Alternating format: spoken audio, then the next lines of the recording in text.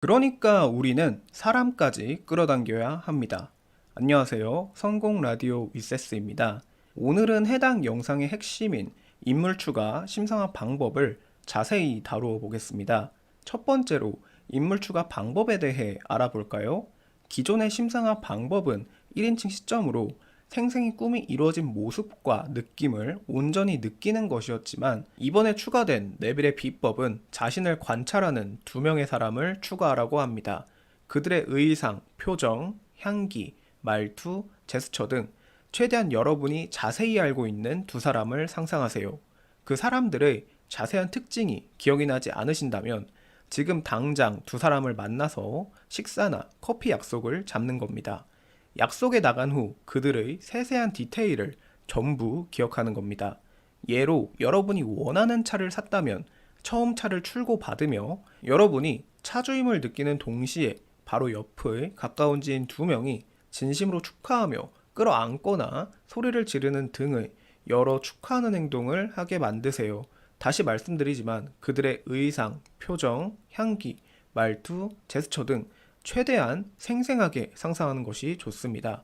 저의 경우를 말씀드리자면 아는 지인의 수가 적어 두 명이 아닌 한 명이나 부모님을 관찰자로 삼았으며 축하를 받으며 가볍게 포옹을 하는 모습을 심상화합니다.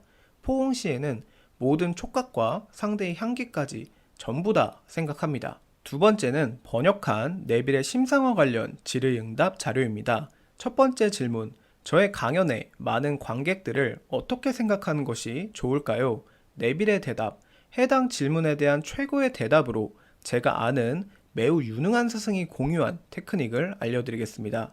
그가 처음 뉴욕에 왔을 때 아주 작은 강당에서 연설을 시작했었죠. 50명 정도의 사람들만 일요일 아침 강연에 참석하여 맨 앞에 앉았지만 그분은 무대 위에 서서 많은 군중을 상상했습니다. 그러고선 뒤에 빈 좌석을 향해 말했죠. 뒤에 계신 분들은 제 말이 잘 들리시나요? 오늘날 뉴욕 카네기 강당에서 열리는 그의 연설은 매주 일요일 아침, 수요일 저녁 대략 2,500명 정도의 사람들이 참석합니다. 그는 대중들에게 연설을 하고 싶었죠. 그는 꿈이 작지 않았습니다. 스스로를 바보처럼 보이게 만들려는 목적은 아니었지만 그의 의식 내에서 많은 군중들이 오는 것을 그렸죠. 상상 속의 많은 군중 앞에 서며 그들에게 연설하세요. 당신이 무대 위에 있음을 느낀다면 그 느낌은 곧 현실을 창조할 겁니다. 두 번째 질문. 제 소망이 6개월 동안 이루어지지 않을 겁니다. 상상을 기다렸다가 해야 할까요? 네빌의 대답. 당신이 소망을 가지고 있다면 그 순간이 바로 소망이 이루어졌음을 받아들이는 때입니다. 아마 당신이 지금 그것을 갈망하는 이유가 있을 겁니다. 당신의 3차원 존재는 지금 당장 불가능하다 생각하겠지만 당신의 4차원 마인드는 이미 그것이 이루어졌음을 압니다. 그러니 그 소망은 당신에 의해 물질적 사실이라고 받아들여져야 합니다. 당신이 집을 짓는데 시간이 걸리겠죠. 그 갈망이 너무 크게 보여도 허락하는 것을 기다리지 마세요. 당장 소유권을 주장하며 우리가 이해하지 못할 방법으로 현실화가 되도록 두는 겁니다. 6개월에서 1년이 걸릴 거야 라고 말하지 마세요. 그 소망이 당신에게 생기는 순간 바로 그것은 지금 당장 현실임을 아세요. 원하는 모든 것을 기다리지 말고 지금 모든 것이 일어났다고 인정하세요. 당신이 소망을 가질 때 우리 내면의 자신이자 신이 말을 하고 있는 겁니다. 그 신이 당신을 소망이라는 언어로 설득하고 있는 거예요. 소망은 신이 당신에게 너의 소망은 지금 당장 너의 것이야 라고 말하는 영적 교감을 뜻합니다. 그리고 세 번째로 네빌이 말한 심상화 경고의 의미입니다. 질문, 재정적 안정이 사랑하는 이를 잃음으로써 현실화가 되었다면 제가 그 죽음을 부른 걸까요? 네빌의 답변, 재정적 안정을 끌어당기며 누군가의 죽음을 초래했다고 단 한순간도 생각하지 마세요. 더 높은 당신의 자아는 그 누구도 해치지 않습니다. 모든 것을 거시적으로 보며 모든 이들의 수명을 알고 있고 누군가의 끝날 생명을 당신의 소망을 이루는 것을 위해 사용하는 겁니다. 유서에 당신의 이름을 적은 사람을 당신이 죽인 게 아닙니다. 존 삼촌은 3차원 세계를 떠나며 당신에게 재산을 남긴 것 뿐입니다. 단지 존 삼촌이 갈 시간이었습니다. 그는 본래 수명보다 단 1초라도 빨리 죽지 않았습니다. 하지만 당신의 더 높은 자아가 존 삼촌의 수명을 보았고 그를 당신의 재정적 충족을 만족시키기 위해 사용했을 뿐입니다. 결과를 수용하는 것은 성취를 향한 수단입니다. 끝을 제외하고는 아무것도 염려하지 마세요. 어깨에 짊어진 짐은 내려놓았다는 것을 잊지 마세요. 당신이 그렇게 받아들이기 때문에 그것은 당신의 것입니다. 네빌은 당신의 소망을 이루기 위해 누군가가 죽게 되었다면 그 사람은 자신이 죽을 운명이었던 제 순간에 떠난 것뿐이니 아무 걱정을 하지 말라 합니다. 질문자가 소망을 했기에 존 삼촌이 돌아가신 것이 아니라는 뜻입니다. 하지만 여기서 뜻하는 바는 네빌이 경고했듯 무언가 큰 것을 바랄 때 큰 변화가 생기기 위해 여러분이 받아들이기 힘든 일들이 일어나게 될 것이란 점입니다. 네빌의 사례를 들어보겠습니다. 당신이 정신적으로 원한 곳을 시공간을 건너 현실화시킬 겁니다. 단지 조용한 곳에 앉아 정신적으로 소망을 활성화시키세요. 하지만 경고를 드리자면 절대 이것을 가볍게 쓰지 마세요. 한 뉴욕의 추운 겨울, 저는 따뜻한 곳에서 잠을 잤으면 좋겠다고 생각했죠. 야자수 나무가 흔들리고 산들 바람이 솔솔 부는 것을 느꼈어요.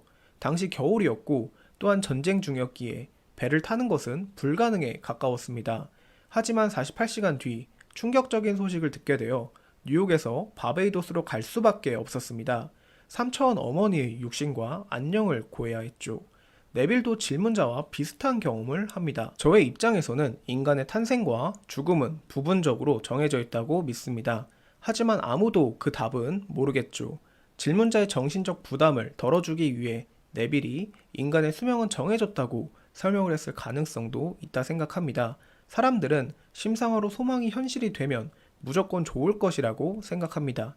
하지만 현실화는 현실화일 뿐이며 그 모든 과정이 필연적으로 좋다, 좋지 않다의 의미는 내포하고 있지 않습니다. 개개인마다 정말 오랫동안 원했던 소망이 막상 이루어진 순간에는 무덤덤했던 경험이 분명 있을 것이라 생각합니다. 원하던 소망이 이루어졌음에도 그 과정 동안 겪은 모든 고통들을 감내한 후 내가 이 결과를 받는 것이 당연한 것의 상태가 되기 때문이죠.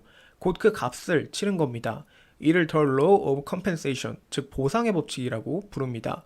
빛을 보기 위해 어둠이 있어야 하는 이원성으로 세상이 이루어져 있다는 도의 진리가 여기에서도 적용이 됩니다. 새로운 것은 창조되지 않습니다. 어떤 무언가가 다른 무언가로 변환이 될 뿐이죠.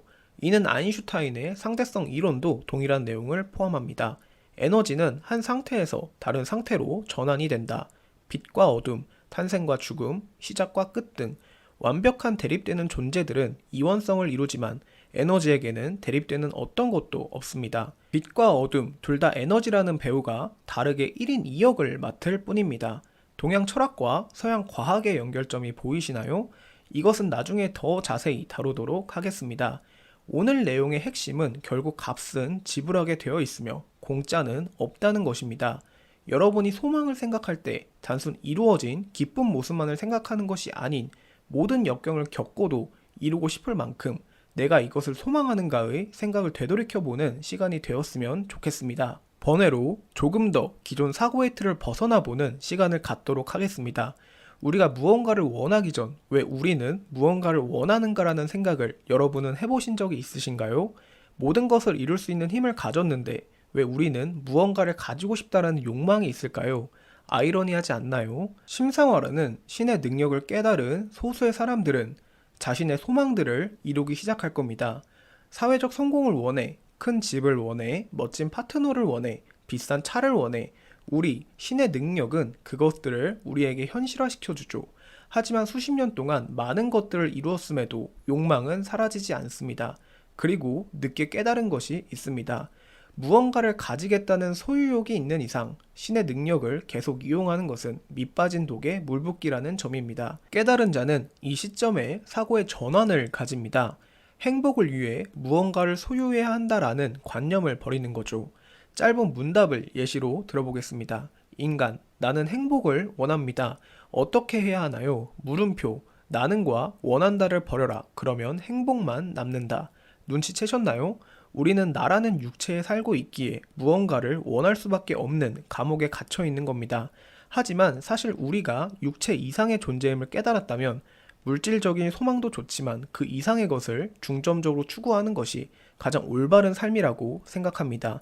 마음의 안정을 위해 A, B, C, D 모든 것을 원하며 현실화시키는 것이 아닌 모든 중간 과정을 없애고 지금 당장 마음의 평화를 추구하면 되겠죠. 하지만 동시에 제 생각은 어린아이에게 장난감 말고 주식과 채권을 권유하는 것도 맞지 않다고 생각합니다. 어릴 때 장난감을 가지고 놀아봤기에 그 수준을 졸업하고 더 높은 수준의 것들을 원하는 것처럼 마음의 평화, 사랑, 행복이 진리이니 모든 물질적인 욕심을 버리고 지금 당장 마음의 평화만 추구하라고 강요하는 것도 소용없다고 생각합니다. 시작점과 도착점 사이에 존재하는 여정도 귀중하듯 우리가 마음의 평화 혹은 사랑, 행복을 추구하는 옳음을 서서히 깨닫는 과정 자체도 그만큼 중요하다고 믿습니다.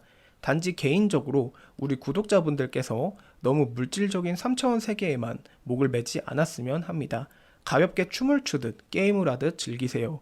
잠깐 머무르는 3차원 인생을 너무 심각하고 진지하게 받아들이지 마세요. 우리 구독자분들께서 심상화를 통한 현실화의 방법을 깨닫고 습득하며 흥분되는 감정에 자칫 너무 물질적인 방향으로만 힘을 사용하거나 인생의 종착지를 정하는 실수를 하실 수 있기에 또한 가장 중요한 가치가 무엇인지 최소한 인지를 하셨으면 하는 바람에 오늘 뗐습니다. 앞으로도 이어질 이 영상들에서 저는 세계의 많은 지식들과 호흡하며 우리의 새로운 행동 양식, 새로운 루틴, 새로운 생각과 감정을 탐구하겠습니다. 여러분도 저와 이 여정을 함께 해주시길 바라며 지금까지 위세스였고 여러분은 지금 성공 라디오를 듣고 계십니다.